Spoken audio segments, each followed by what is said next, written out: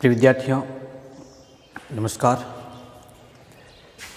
आज की इस ऑनलाइन क्लास में हम डिस्कस करेंगे सब्जेक्ट बॉटनी के सेकेंड पेपर का एक टॉपिक, जिसका नाम है फिजियोलॉजिकल इफेक्ट्स ऑफ साइटोकाइनिन।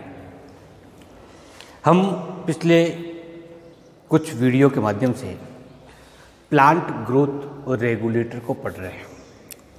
इसके अंतर्गत ऑक्जीन्स को कंप्लीट पढ़ चुके हैं और अब साइटोकाइनिन को पढ़ रहे हैं। पिछले वीडियो में साइटोकाइनिन का बायोसिंथेसिस, इसकी केमिकल नेचर और डिस्कवरी के बारे में डिस्कस किया था। आज हम इस साइटोकाइनिन के प्रभाव पादप पर क्या क्या होते हैं इसके बारे में डिस्कस करेंगे। जैसा कि हम जानते हैं कि साइटोकाइनिन मूल रूप से कोशिका विभाजन को प्रेरित करने वाले प्लांट ग्रोथ रेगुलेटर के रूप में जाना जाता है। तो इसका मुख्य कार्य क्या है? कोशिका विभाजन को प्रेरित करना। लेकिन इसके अतिरिक्त अन्य कई प्रकार के इफेक्ट्स प्लांट के ऊपर देखने को मिलते हैं जो साइटोकाइनिन के कारण होते हैं, जिसमें पहला है सेल डिवीजन, जो मुख्य है इसका। ब्राउन और वुड ने 1962 में विंका नामक प्लांट पर, जिसे सदाबहार कहते हैं, के ऊपर कार्य करते हुए ये बताया था कि साइटोकाइनिन के कारण कोशिका विभाजन प्रेरित होता है। ठीक इसी प्रकार से दास ने 1956 में तंबाकू के पादप के ऊपर कार्य करते हुए बताया था कि जब इंडोल एसिटिक एसिड का उपचार किया जाए या दिए जाए तो केवल विभाजन, समसूत्री विभाजन ही प्रेरित होता है। लेकिन जब इंडोल एसिटिक एसिड के साथ या ऑक्सीजन के साथ में साइटोकाइनिन को मिलाकर यदि तंबाकू के पादप को दिया जाए, उस स्थिति में समसूत्री विभाजन के साथ साथ अन्य कई प्रकार के विभाजन भी प्रेरित होते हैं। इन दोनों प्रकार के प्रयोग के द्वारा, इन वैज्ञानिकों के द्वारा किए गए प्रयोग के द्वारा ये बल मिलता है कि साइटोकाइनिन मुख्य रूप से सेल डिवीजन को भी प्रेरित करता है। दूसरा है वो सेल इलोंगेशन है। इलोंगेशन का मतलब होता है कोशिका का दीर्घीकरण होना, कोशिका के आकार में वृद्धि होना। सेल इलोंगेशन को प्रेरित करने वाला मुख्य हार्मोन है वो है ऑक्सीन। लेकिन इस ऑक्सीन के साथ साथ साइटोकाइनिन भी इस कार्य को संपन्न करता है। सबसे पहले अरोड़ा और उसके सहयोगी ने 1559 में तंबाकू की मूल कोशिका में साइटोकाइनिन के उपचार के द्वारा बहिर्जात अनुप्रयोग किया था, जिसके अंतर्गत ये बताया था कि साइटोकाइनिन की उपस्थिति में बहिर्जात पदार्थों की मात्रा सामान्य की तुलना में अधिक होता है। उसी प्रकार से कुरेशी ने 1959 के अंतर्गत साइटोकाइनिन के प्रभाव का अध्ययन विभिन्न पादपों पर किया गया था। तीसरा जो इफेक्ट्स है वो है मॉर्फोजेनेसिस प्रकार का। संरचनात्मक प्रभाव क्या होता है? प्लास्टिड का निर्माण होता है प्रोटोप्लास्टिड से, और विभिन्न प्रकार की वेसल वाहिनिकाओं के अंदर विभेदन की जो प्रक्रिया पाई जाती है वो मूल रूप से किसके द्वारा होती है? साइटोकाइनिन के द्वारा। मॉर्फोजेनेसिस या संरचनात्मक परिवर्तन साइटोकाइनिन और ऑक्सीजन की अंतःक्रिया के फलस्वरूप होता है। टिश्यू कल्चर्स के अंतर्गत हमने देखा है कि कैलस कोशिका, कैलस, और इस कैलस से फिर कैलस का निर्माण किया जा सकता है, अथवा कैलस से रूट का इनिशिएशन किया जा सकता है, अथवा कैलस से शूट का इनिशिएशन किया जा सकता है, या फिर अपस्थानिक भ्रूणाभ विकसित किया जा सकता है। तो कैलस के द्वारा या कैलस से अन्य कई प्रकार की संरचना विकसित करने के लिए साइटोकाइनिन और ऑक्सीजन का एक निश्चित रेशियो इम्पोर्टेंट रोल अदा करता है। यदि ऑक्सीजन और साइटोकाइनिन का अनुपात 10:1 के आसपास है, यानी ऑक्सीजन की मात्रा है वो अधिक है और साइटोकाइनिन की मात्रा कम है, उस स्थिति में उस कैलस कोशिकाओं से रूट डेवलप होती है। लेकिन ये परिवर्तन हो जाता है, साइटोकाइनिन की मात्रा अधिक हो जाती है और ऑक्सीजन की मात्रा कम हो जाती है, उस स्थिति में कैलस से शूट्स डेवलप होता है। और यदि ऑक्सीन और साइटोकाइनिन की मात्रा लगभग एक निश्चित अनुपात रखा रहती है, उस स्थिति में कैलस से केवल कैलस कोशिका ही डेवलप होती है। तो मूल रूप से सारांश ये है कि कैलस जैसी कोशिकाओं से कई प्रकार का विभेदन की प्रक्रिया साइटोकाइनिन की प्रेजेंस में होती है। तो मुख्य विभेदन हुआ वो कैलस कोशिका से। इसके अतिरिक्त ये प्लास्टिड का निर्माण होता है, प्रोटोप्लास्ट इसको भी प्रेरित करता है, वाहिनिकाओं में विभेदन की क्रिया को प्रेरित करता है, पुष्पन की प्रक्रिया को प्रेरित करता है, कलिकाओं को पुष्प में बदलने के लिए प्रेरित करता है, जिसके जो ये प्रभाव है वो मॉर्फोजेनेसिस टाइप्स के कहलाते हैं। नेक्स्ट जो इम्पोर्टेंट फंक्शंस है, इफेक्ट्स है, वो कहलाता है रिचमंड-लैंग इफेक्ट। और रिचमंड और लैंग नामक दो वैज्ञानिकों ने अलग अलग और साथ में जेंथियम नामक प्लांट पर कार्य किया था। इसमें एब्सिशन या जीर्णता उत्पन्न होती है, सभी बातों उत्पन्न होती है। तो जीर्णता के फलस्वरूप क्या होता है, विभिन्न प्रकार के प्रोटीन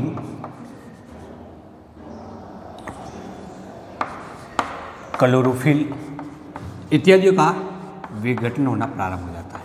ये जीर्णता या एब्सिशन के अंतर्गत देखने को मिलता है। जीर्णता के फलस्वरूप पादप भाग धीरे धीरे विक होकर के या दुर्बल होकर के कार्य में असक्षम होकर के पादप भाग से पृथक हो जाता है। एक तरह से हम ये कह सकते हैं कि इसकी डेथ होने से पूर्व उत्पन्न होने वाले लक्षणों को हम जीर्णता के नाम से जानते हैं। ये मुख्य रूप से होता क्या है, क्यों होता है, क्योंकि इस स्टेज तक पहुंचने के पश्चात प्रोटीनेज, कौन सा, पहला भाग है प्रोटीनेज, दूसरा क्लोरोफिलेज और तीसरा आरएनएज जैसे एंजाइम सक्रिय हो जाते हैं। तो ये करेंगे क्या, ये आरएनए का विघटन करेगा। क्लोरोफिलेज के एंजाइम की प्रेजेंस में क्लोरोफिल का विघटन होना प्रारंभ होगा। प्रोटीनेज की उपस्थिति में प्रोटीन का विघटन होना प्रारंभ हो जाता है। ये तीनों, इन तीनों पदार्थों का विघटन करता है। अब विघटन करने के कारण जीर्णता उत्पन्न होती है। क्यों होगी, क्योंकि प्रोटीन से ही विभिन्न प्रकार के एंजाइम्स और हार्मोन बनते हैं। एंजाइम्स की अनुपस्थिति में उपभोज्य क्रिया मंद होना प्रारंभ हो जाती है, अर्थात उसकी कार्य करने की क्षमता कम हो जाती है। क्लोरोफिल के कारण ही फोटोसिंथेसिस होगा। जब पादप भाग के अंतर्गत क्लोरोफिल नहीं है, कम मात्रा में है, तो फोटोसिंथेसिस की प्रक्रिया प्रभावित होती है और आरएनए के द्वारा विभिन्न प्रकार की प्रोटीन्स का निर्माण होता है। तो जब ये तीनों घटक ही विघटित होना प्रारंभ हो जाता है तो पादप भाग के अंदर के विशेष लक्षण उत्पन्न हो जाते हैं, जैसा कि पादप का हरा रंग होता है वो पीले रंग में परिवर्तित हो जाता है, उसमें संग्रहणकारी पदार्थों का संग्रहण होना प्रारंभ हो जाता है, उसकी उपापचय क्रियाएं वो मंद होना प्रारंभ हो जाती है या मंद हो जाती है। इस स्थिति को क्या नाम देते हैं, जीर्णता नाम देते हैं। लेकिन रिचमंड और लैंग ने क्या बताया था कि जेंथियम पादप पर प्रयोग के दौरान पाया गया कि जब साइटोकाइनिन की या साइटोकाइनिन से इस पादप भाग को उपचारित किया जाए या जीर्णता जिसमें उत्पन्न हो रही उसको प्रभाव उपचारित किया जाए तो उस स्थिति में जीर्णता कुछ समय के लिए रुक जाती है या उसकी जीर्णता की दर होती है वो धीरे धीरे कम हो जाती है। इस प्रभाव को क्या नाम दिया गया, रिचमंड-लैंग प्रभाव। अर्थात साइटोकाइनिन की प्रेजेंस में जीर्णता में कमी के प्रभाव को या जीर्णता के मान में हुई कमी के प्रभाव को रिचमंड-लैंग प्रभाव कहा जाता है। इसके बाद में एक अगला इफेक्ट आता है, उसको नाम देता है डोरमेंसी। डोरमेंसी का तात्पर्य होता है, हिंदी में कहें उसको प्रसुप्त अवस्था। अर्थात होगी क्या, जब सभी कंडीशन फेवरेबल होती है उस स्थिति में भी बीज का या कलिकाओं का अंकुरित नहीं होना। फेवरेबल कंडीशन में भी बीज अंकुरित नहीं होता तो उसको नाम देते हैं डोरमेंसी या प्रसुप्त अवस्था। थीमेन ने 1958 में सलाद नामक पादप, जिसका वैज्ञानिक नाम है लैक्टुका सैटाइवा, पर कार्य करते हुए ये बताया कि यदि साइटोकाइनिन पादप को प्रदान किया जाए या साइटोकाइनिन से पादप को उपचारित किया जाए तो उस पादप भाग में डोरमेंसी कुछ समय के लिए प्रतिस्थापित हो जाती है। तो डोरमेंसी को प्रतिस्थापित करने के लिए किसका उपयोग किया गया? साइटोकाइनिन का।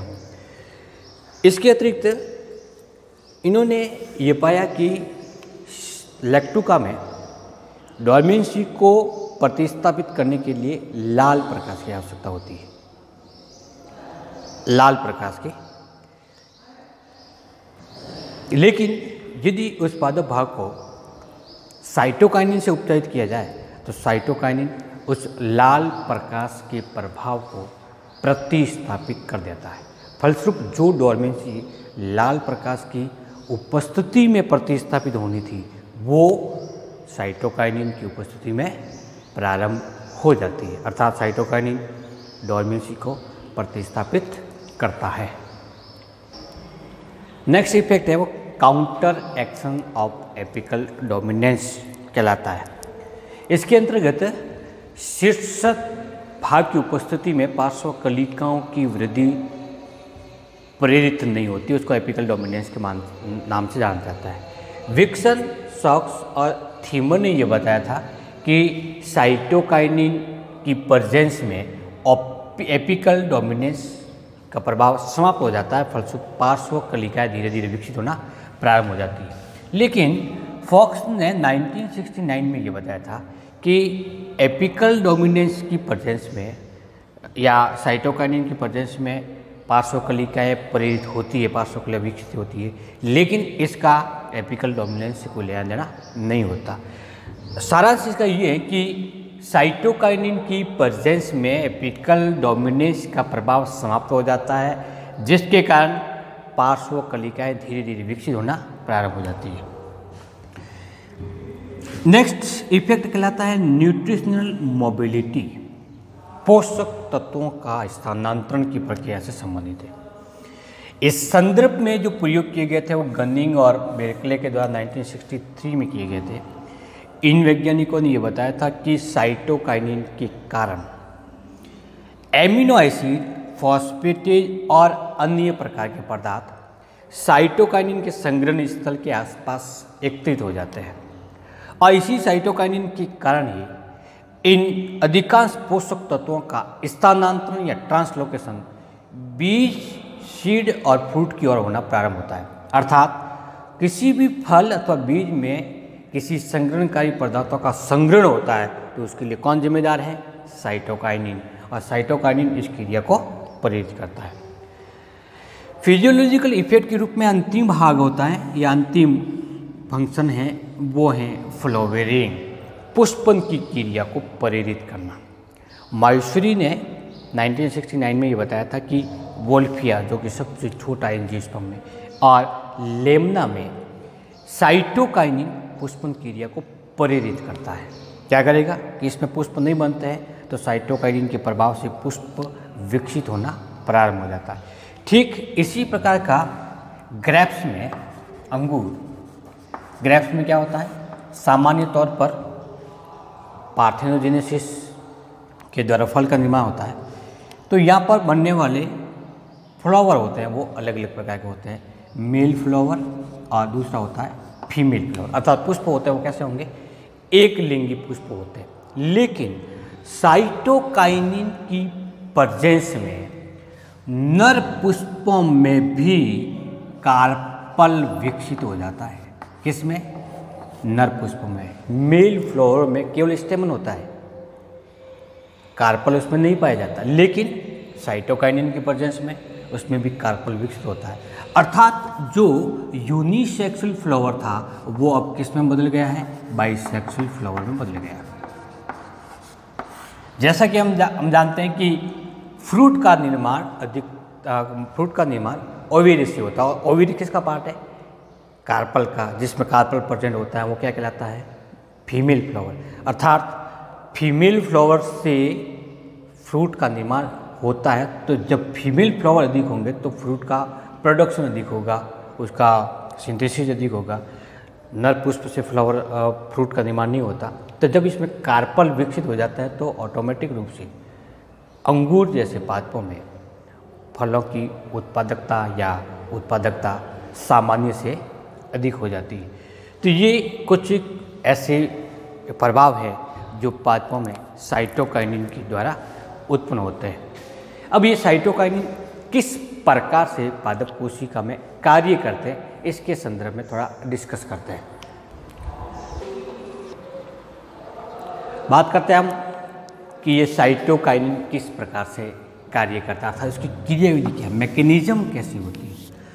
तो इस संदर्भ में विभिन्न अध्ययनों से स्पष्ट हुआ है कि साइटोकाइनिन प्रोटीन, आरएनए और टीआरएनए के एंटीकोडन का निर्धारण करके क्रिया को प्रभावित करता है। टीआरएनए के सिरे पर उपस्थित एंटीकोडोन के द्वारा ही निश्चित प्रकार के अमीनो अम्ल इससे संलग्न होकर के राइबोसोम तक पहुंचते हैं और पॉलीपेप्टाइड श्रृंखला का निर्माण करते हैं। अर्थात किसका होता है, प्रोटीन संश्लेषण प्रेरित होता है। तो प्रोटीन संश्लेषण को इनडायरेक्ट रूप से टीआरएनए के माध्यम से कौन प्रभावित करता है, साइटोकाइनिन करता है। केंडे और टेवरेस ने 1968 में बताया था कि साइटोकाइनिन मूल रूप से दो प्रकार से पाया जाता है। एक तो होता है मुक्त रूप से और दूसरा होता है टीआरएनए के साथ में संयुक्त होकर के। तो क्रिया को प्रभावित करने वाला प्रोसेस क्या है, टीआरएनए से संयुक्त होकर भी कर सकता है और सामान्य रूप से मुक्त अवस्था में भी कोशिका में उपस्थित रह करके इस क्रिया को प्रारंभ करता है। यदि वो टीआरएनए से संलग्न रहता है, उस स्थिति में प्रोटीन संश्लेषण और एंजाइम की क्रिया को नियंत्रित करता है। लेकिन जब वो मुक्त तथा स्वतंत्र रूप से उपस्थित होता है तो उस स्थिति में साइटोकाइनिन न्यूक्लिक अम्ल को विघटित करने वाले विभिन्न एंजाइम जैसे राइबोन्यूक्लियोज जैसे एंजाइम की सक्रियता में कमी करता है और इस सक्रियता की कमी के कारण टीआरएनए विघटित नहीं रहता है। कौन सा एंजाइम की सक्रियता को कम करता है, ये राइबोन्यूक्लियोज। ये किसको विघटित करने का कार्य करता है, ये विघटित करता है टीआरएनए को। तो किसको, साइटोकाइनिन क्या करेगा, स्वतंत्र रूप से है उस स्थिति में राइबोन्यूक्लियस की सक्रियता को कम करती है। तो इसकी अनुपस्थिति में ऑटोमेटिक रूप से टीआरएनए की सुरक्षा हो जाती है। टीआरएनए अवेलेबल अधिक है अर्थात प्रोटीन संश्लेषण सबसे अधिक होगा। तो आज के इस टॉपिक में हमने देखा फिजियोलॉजिकल इफेक्ट ऑफ साइटोकाइनिन और मैकेनिज्म प्रोसेस क्या होती है। नेक्स्ट टॉपिक के अंतर्गत हम एक अन्य प्लांट हार्मोन जिबरेलिन के बारे में डिस्कस करेंगे। Thank you.